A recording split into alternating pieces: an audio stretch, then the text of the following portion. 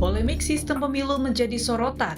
Mantan Wamenkumham Denny Indrayana membocorkan bahwa Mahkamah Konstitusi (MK) akan mengabulkan gugatan terkait sistem pemilu yang isinya sistem pemilu kembali menjadi sistem proporsional tertutup.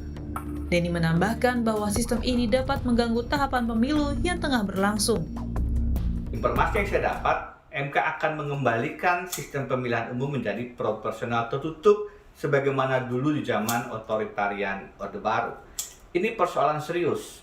Pertama, MK harusnya tidak masuk ke dalam sistem pemilu. Kedua, karena sekarang proses pemilu sudah berjalan, sudah ada daftar calon sementara, maka putusan di tengah jalan semacam ini akan mengganggu proses pemilihan umum legislatif. Akan terjadi kekacauan, chaos yang mengganggu persiapan pelaksanaan pemilu. Sementara Menko Polhukam Mahfud MD meminta MK mengusut info dugaan bocornya informasi terkait putusan MK soal gugatan sistem pemilu 2024. Mahfud mengatakan informasi yang dilontarkan mantan Wamenkumham Denny Indrayana akan terbukti benar atau tidaknya seiring perjalanan waktu. Namun ia menegaskan putusan MK tidak boleh bocor sebelum putusan diketok. Ya, saya katakan kalau betul itu bocor itu salah. Yang salah satu yang membocorkan yang di dalam. Saya tadi sudah ke MK supaya diusut siapa di dalam yang suka bicara itu.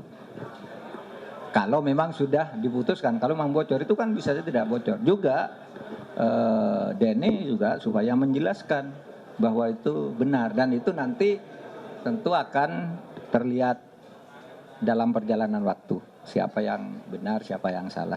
Tapi tidak boleh sebuah putusan belum diketok. Sebelum putusan betul diketok itu tidak boleh bocor.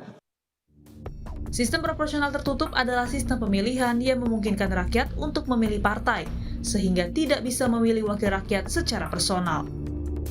Ketua Komisi 2 DPR Ahmad Doli Kurnia mendukung langkah Menko Polhukam Mahfud MD yang menilai perlu adanya pemeriksaan mendalam soal sumber informasi hasil putusan Mahkamah Konstitusi soal sistem pemilu. Doli menyebut sistem ini selain merugikan ratusan ribu calon legislatif yang sudah memulai langkah politik, serta perubahan sistem pemilu menjadi tertutup akan menghabiskan waktu. Tiba-tiba nanti keputusan dari Mahkamah Konstitusi berubah dengan yang sekarang, ya, saya kira itu akan menimbulkan implikasi yang tidak kecil. Ya, kita akan ulang lagi semua. Jadi apa yang disampaikan oleh apa yang sudah dikerjakan oleh partai-partai politik kan sekarang bukan bakal calon legislatif, itu kan udah nggak ada lagi gunanya. Terus kemudian juga masyarakat kita harus membutuhkan waktu yang cukup lama mensosialisasikan, itu nggak mudah loh ya, berubah sistem gitu, dan ini bisa menimbulkan ketidakpastian.